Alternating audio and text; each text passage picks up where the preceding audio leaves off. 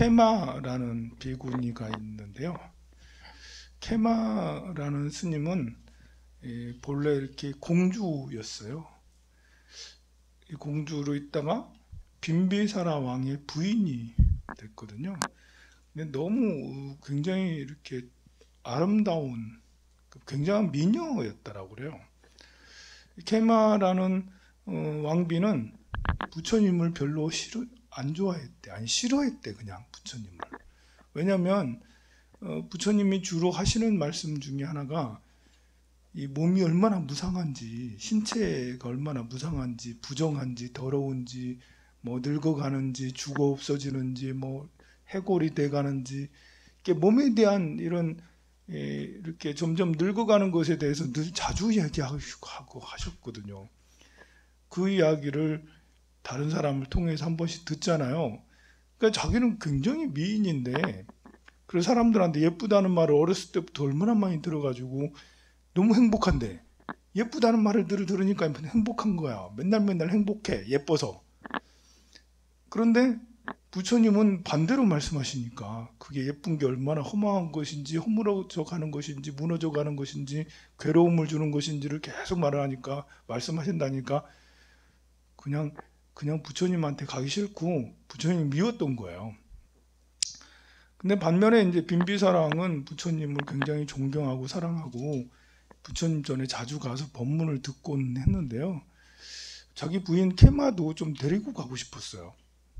그래가지고 이렇게 중림정사에 계시는 부처님 계실 텐데 중림정사로 가자고는 안 하고 그 근처 숲이 너무 아름답다. 이제 거기서 이 더운 여름에 그늘에 있으면 얼마나 행복하겠니 하면서 우리 같이 야유회 가자 해가지고 중림정사 근처에 숲으로 갔어요. 그리고는 조금씩 더 가까이 또 가까이 중림정사나 전무염 가까이 이제 가게 됐고요. 뭐 이렇게 부처님 안 계시겠지? 뭐 우리 안전 불감증 같은 거 있잖아. 보면 뭐 어디 이 시간에 계시겠나? 그러면서 이제 끼웃끼 하다가 부처님을 뵙게 됐는데 부처님이 가만히 앉아서 선정해 드는데 글쎄 옆에서 어떤 여인이 부채질을 하고 있는 거예요. 왜 왕 옆에 보면 황제 옆에 보면 신하 아름다운 신하가 막 부채질을 하잖아. 그래 부처님도 보니까 옆에서 어떤 아름다운 여인이 계속 부채질을 하고 있는 거예요.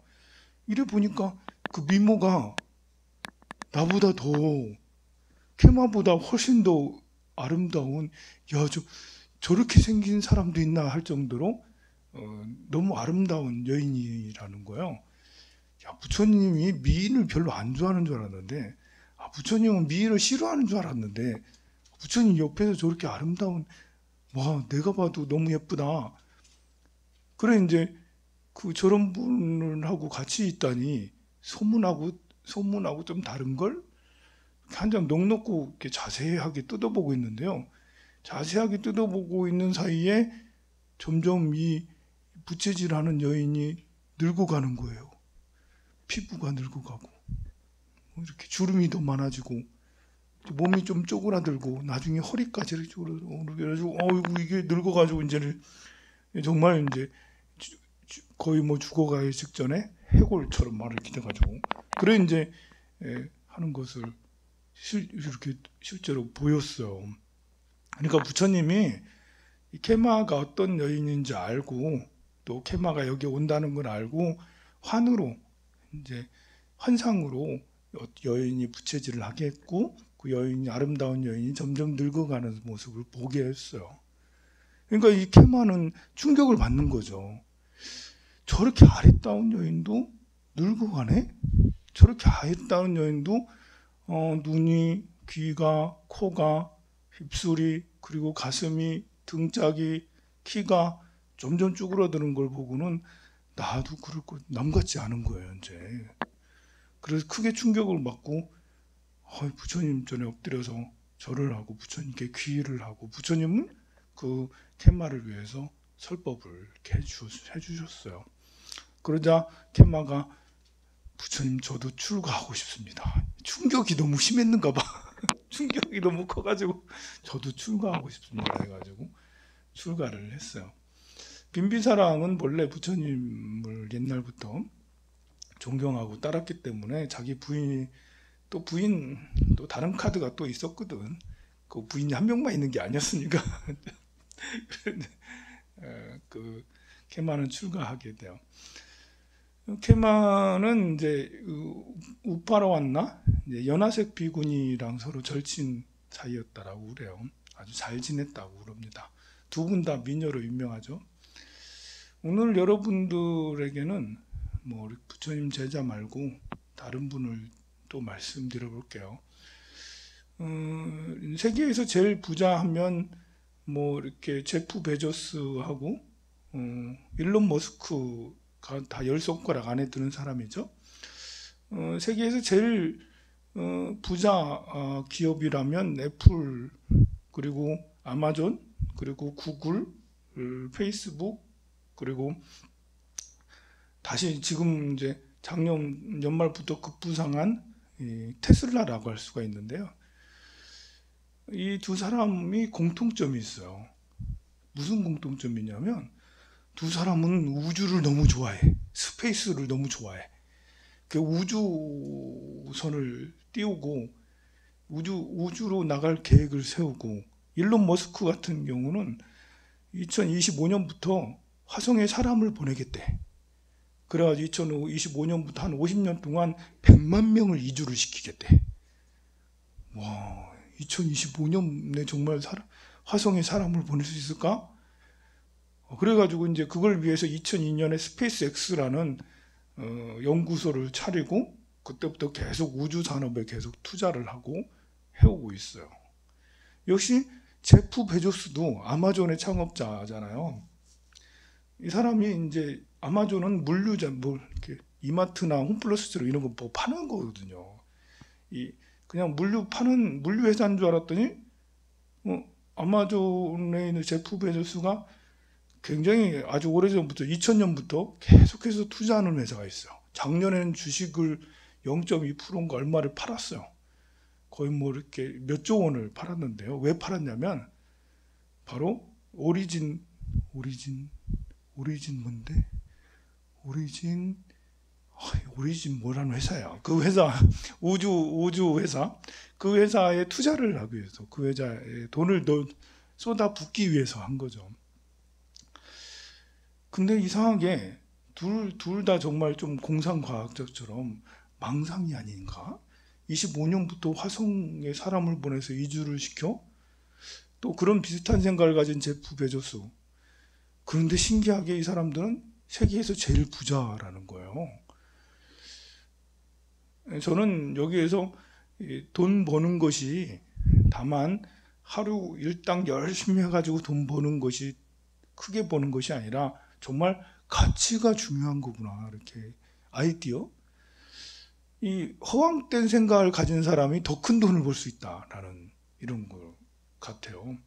그래서 여러분들은 절에 기도하러 간다면 주변의 친구들한테 손가락질 당하기도 하죠. 절에 뭐 해주는 게 뭐 있다고 절에 기도한다고 뭐 부처님 이뤄주든가 하면서 뭐 이렇게 집에 거사님한테 혼나기도 하고 친구들한테 한마디씩 듣기도 하고 그러는데요. 이 제프 베조스나 일론 머스크 봐봐요. 정말 말도 안 되는 이야기를 하고 있는데도 지금 성과를 이뤄내고 있거든요.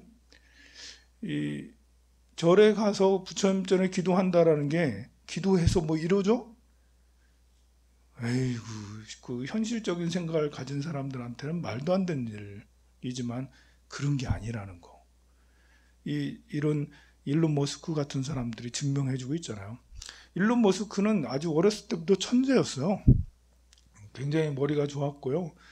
10살 때인가 한 두세 살 때 프로그램을 하나 만들었는데, 그 프로그램을 그 어느 회사에 뭐 비싼 가격은 아니지만 팔아가지고 용돈도 했고요.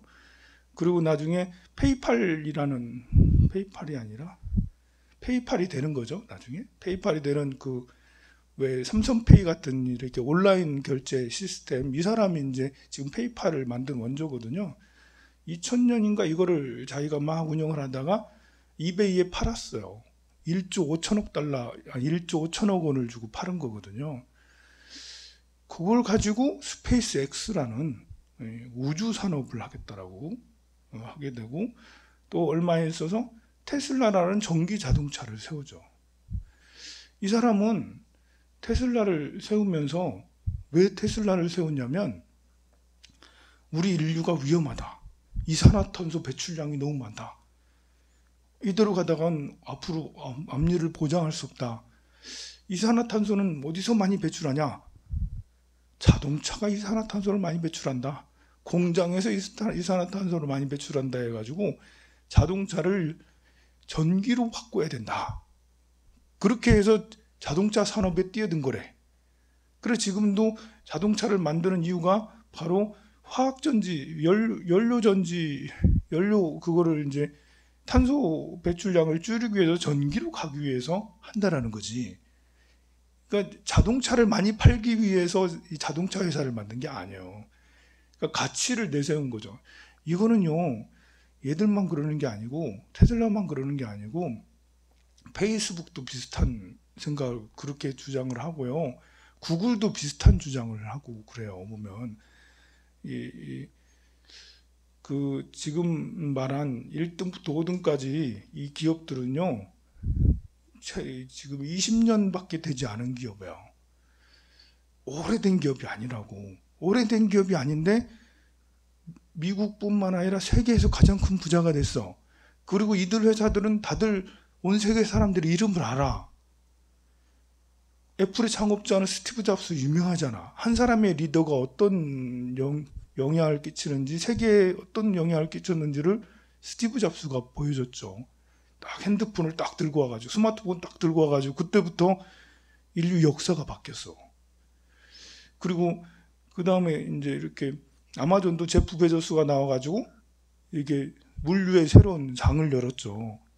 우리 세계 모든 사람들이 이 사람이 어떤 사람이라는 걸 알아. 이 사람의 경영 실태를 연구하고 있죠. 그리고 구글의 레리 페이지하고 세르게이 브린, 아이고 이런 힘들어. 레리 페이지하고 세르게이 브린도 사람들이 알아요. 구글이 어떻게 성장해왔고 어떻게 이 영업을 해왔는지를 사람들이 보고 있었기 때문에 알아요. 구글은 검색 회사인데 자율주행차를 지금 이제 이렇게 그 자율주행과 알파고 같은 이런 인공지능에 전폭적으로 투자를 하고 있잖아요. 그리고 페이스북에 마크 주커버그도 다 알잖아 보면. 근데 이들은 모두 다 부모님이 큰 재물을 물려준 게 아니에요. 이재용이 아니야. 나이는 다 이재용 나이야. 근데 이재용이 아니라는 거지. 그래서 이게 미국이 앞으로 계속 성장할 수 있고 희망이 있다라는 것은 바로 이런 사람들이 있었다. 이렇게 지금도 이렇게 있고 이들이 추진하고 있는 게 과거의 영광을 얘기하는 게 아니라 미래를 다 얘기하고 있고, 우주를 얘기하잖아. 세상에 우주를 얘기해. 보면 이렇게 우리나라는 비교해 보면 그런 게 없어요. 그런 삼성, LG, 뭐 하나, 뭐 대한항공, 뭐 이렇게 있는 여러 가지가 많이 있는데, 미래의 비전을 내세워서 난 이렇게 할 거야라고 해서 나를 따라라 이런 사람이 없어요. 그잖아요. 우리가 기업가 중에 이름을 아는 사람 없잖아. 미래를 얘기하면서 이렇게 하면 될 것 같아요. 아무도 잘 몰라. 우리는 현대자동차의 그 회장님이 뭐 누군지 잘 모르고, 삼성은 하도 많이 나오니까 이제 알고. 근데 삼성이 미래를 제시하고 뭐 이렇게 회장님, 이재용 회장님이 그렇게 하는 건 아니잖아. 그런데 테슬라의 이 앨런 머스크라는 사람은 참 특이한 사람이에요. 보면 이 전기 자동차에 대한 이야기가, 테슬라라는 이야기를 들은 지는 한 10년 정도 됐을 거예요. 그죠? 여러분들도 테슬라라는 이야기를 아무리 못 들어도 5년 정도 전에는 들었을 거예요. 근데 5년 정도 전부터 굉장히 유명한 회사인데, 이 회사는 재작년까지 빚이 10조 원이 넘는 빚을 지고 있었어요. 그리고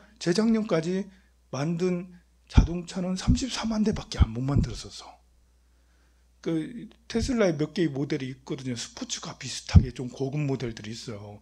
근데 유명하긴 유명한데 몇 년 동안 한 10년 동안 만든 게 34만 대밖에 안 됐어. 그 말은 뭐겠어요? 계속 적자만 내고 수익은 별로 나지 않았다는 거죠. 우리 현대자동차는 1년에 900만 대를 만들어서 판대요. 1년에 900만 대 하고 10년에 34만 대 하고 엄청난 차이가 있죠. 그런데 테슬라의 가치가 더 높아. 테슬라는 이제 그 작년 여름 때부터 이제 이렇게 주가가 막 요동치기 시작했어요.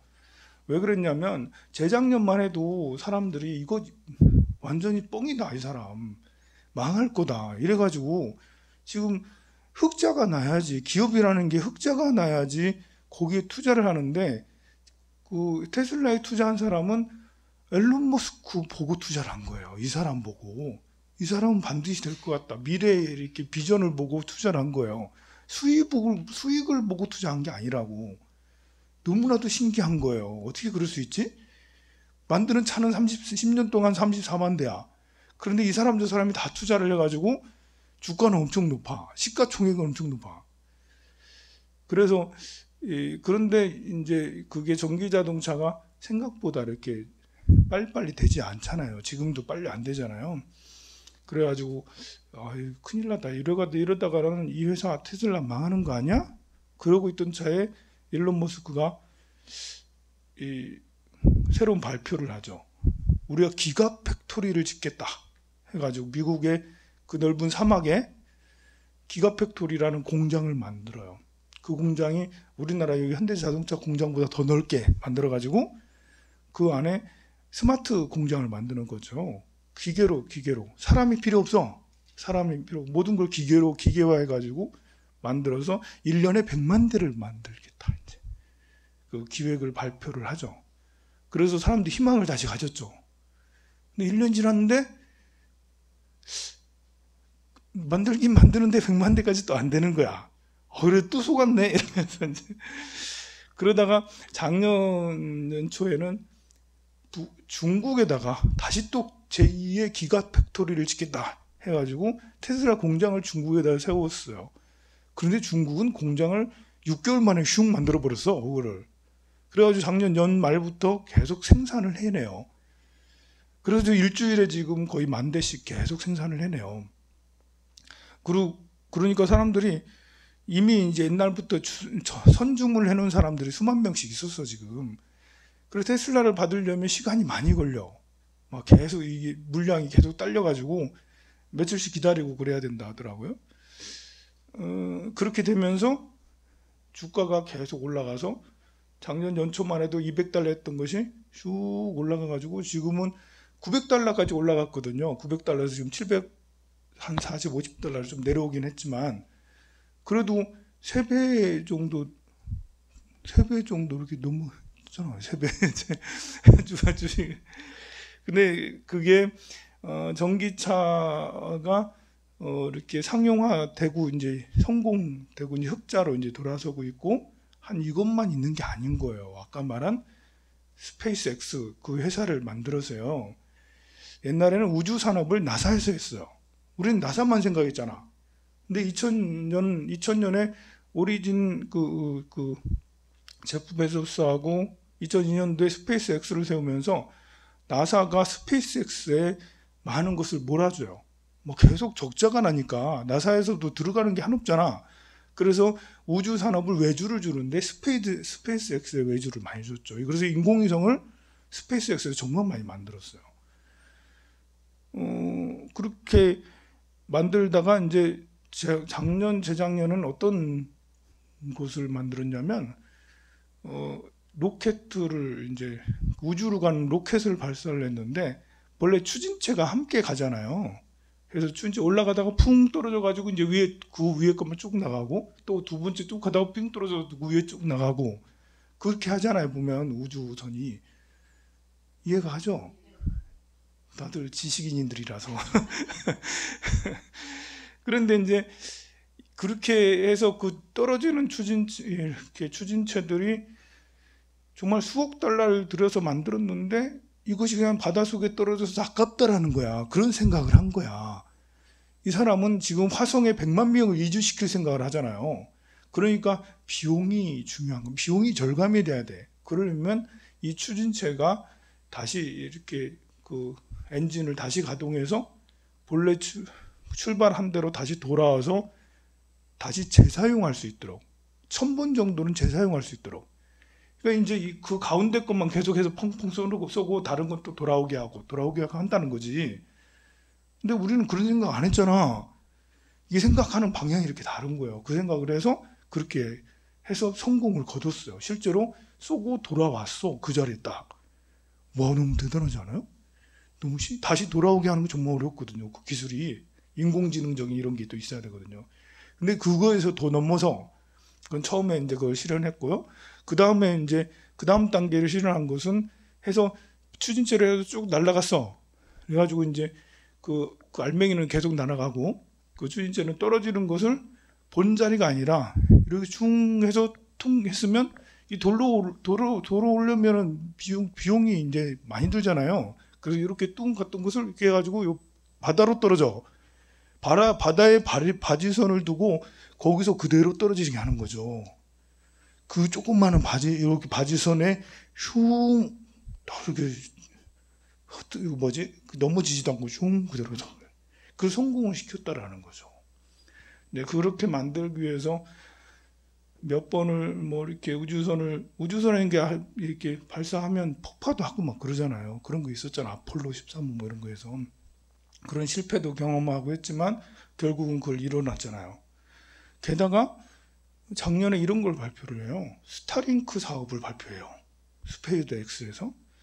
이거 뭐냐면 이거는 좀 말해야 돼. 뭐 화성에 가고한 거고는 아직 화성에 가고한 거고는 좀 약간 좀 너무 심하잖아, 그게. 근데 스타링크에 대한 사업은 여러분들이 기본 상식으로 알고 있어야 돼요. 굉장히 중요한 사업이에요. 뭐냐면 인공위성을 올해까지 12,000개를 쏘아 올리겠대. 인공위성을 하나가 아니고 우리는 나로 하나 쏘기 위해서 첫 번째 실패하고 두 번 실패하고 겨우 해서 하나 올렸잖아. 뭐 지금 해봐야 2개, 3개 우리나라 올렸는데 올해까지 12,000개를 쏘아 올리겠대. 인공위성을. 그 이제 통신위성인 거죠. 통신위성을 12,000개를 쏘아 올려서 지구를 전체를 덮겠대. 덮어가지고 5G를 그걸로 공급을 하겠다라는 거지. 5G를. 그러면 좀 어떻게 그렇게 12,000개나 할 수 있는 거지? 그럼 작년 연초부터 시작을 했어요, 이거를. 그럼 지금까지 성과가 있었냐? 지금 벌써 한 400개 정도 쏘아 올렸어요. 올해 들어와서도 벌써 2번, 3번 계속 한 번 쏘아 올릴 때마다 60개씩 쏘아 올려. 와, 세상에. 한 번 쏘아 올리면 60개가 올라. 어떻게 그렇게 하는 거지? 그러니까 2002년도부터 시작한 우주 산업이 화성을 가야겠다는, 화성 이주를 실현시키겠다는 이런 일념하에 계속 연구해서 해온 것이 지금 인공위성은 그냥 눈 감고도 쏜다는 이런 거죠. 이제 뭐 60개씩 쏘아 올려서 12,000개를 쏘온다니까. 그러니까 기술력이 얼마나 대단한 거예요. 우리 이제 퍼지 안테나가 얼마나 많은지 알죠, 그죠? 저기도 있고 여기도 있고 뭐 곳곳에 안테나들이 많이 있어요. 그래서 우리가 스마트폰을 쓰는데 뭐 버퍼링 없이 그 한 5년 전만 해도 버퍼링 얼마나 많았어요, 그죠? 3G 쓸 때만 해도 동영상이 제대로 올라가지도 않았고 플레이가 잘 안 됐어요. 근데 4G가 되면서 동영상이 뭐 슉 올라가고 그 다음에 슉 이렇게 버퍼링 없이 막 이렇게 플레이가 돼. 이 동영상을 다운로드하고 또 업로드 시키고 이거 정말 많은 많은 데이터 처리 속도가 필요하거든요. 그 4G만 해도 사실 대단한 거예요, 지금. 4G가 막 상용화되고 그러면서 제일 크게 이득을 본 회사가 있죠. 어디겠어요? 4G가 일상생활화되면서 방송들이 다 죽어갔어요. KBS, MBC, SBS 뭐 이런 또 다른 그 종합 편성 채널들도 이유 쉽지 않아졌어요. 유튜브라는 그 공룡이 나타나가지고 유튜브가 다 쓸어 담아 모든 영상 콘텐츠들을 유튜브에서 다 쓸어 담았어요. 이게 3G였으면 할 수 없었어요. 3G였으면 공중파 아니면 케이블 이렇게 해가지고 할 수밖에 없었잖아요.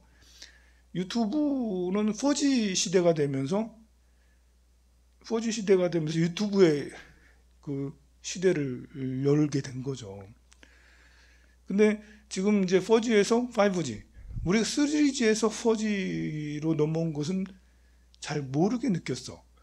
제가 이렇게 얘기하니까 그런가 보다 이제 이러면서 제가 말씀드리기 전에는 3G에서 4G로 넘어오는 거에 대해서 별로 몰랐잖아. 알고 있었나? 여러분들은 지식이니까 알고 있었겠죠.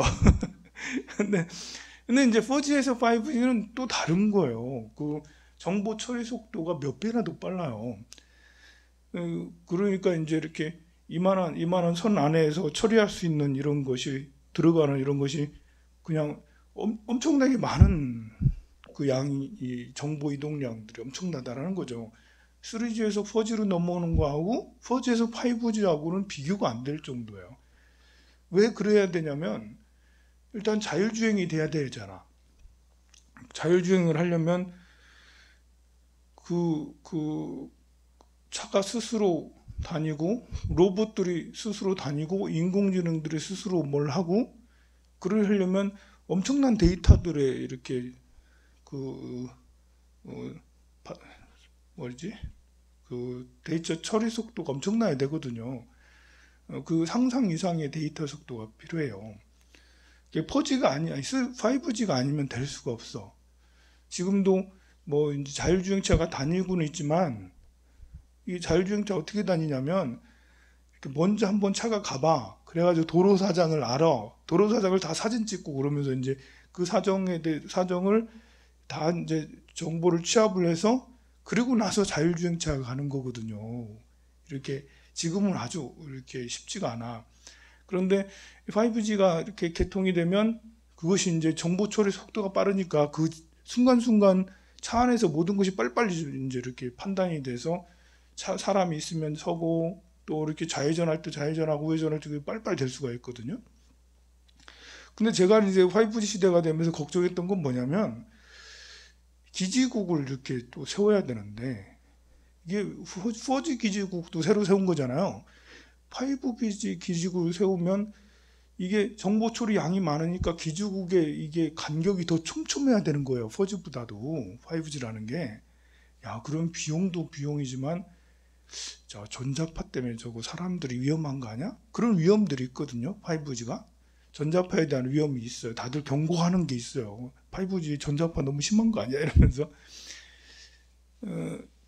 그런데 그 테슬라에서 그 스페이스 X에서 지금 스타링크에서 12,000개를 쓴다잖아요. 그 비용이 오히려 저렇게 광 케이블망을 저 곳곳에 기지국을 세우는 것보다 더 싸다라는 거예요. 미국이 땅이 얼마나 넓어. 그 넓은 땅에 5G 기지국을 다 건설을 하려면 그야말로 이제 상상하기 어려운 수조 달러가 드는 거예요. 수조 달러가 들어가. 얼마나 비용 감당이 안 돼. 그런데 12,000개 띄우면 10조 달러면 된대. 10조 달러면. 10조 원이던가? 100조 원이던가? 한 100조 원이면 된대. 100조 원이면. 이미 그 기술이 많이 좋아져서 한 번에 60개 띄운다는데 뭐 100조 원이면 12,000개 띄운다는 거지. 그러면 그게 더 경제적이라는 거예요. 곳곳에 뭐 세우는 이런 것보다도. 자, 이렇게 그리고 그런 것이 이제 그 테슬라하고 스페이스X는 같은 회사라고도 과언이 아니니까 테슬라에서 그런 정보를 이용할 수가 있겠죠.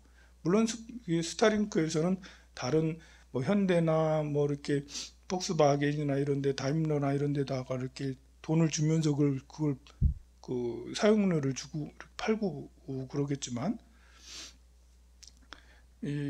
그래도 이제 테슬라의 또 다른 장점이 뭐냐면 이 테슬라의 자동차에 그 카메라가 한 10대 정도에 이렇게 부착이 돼 있대요.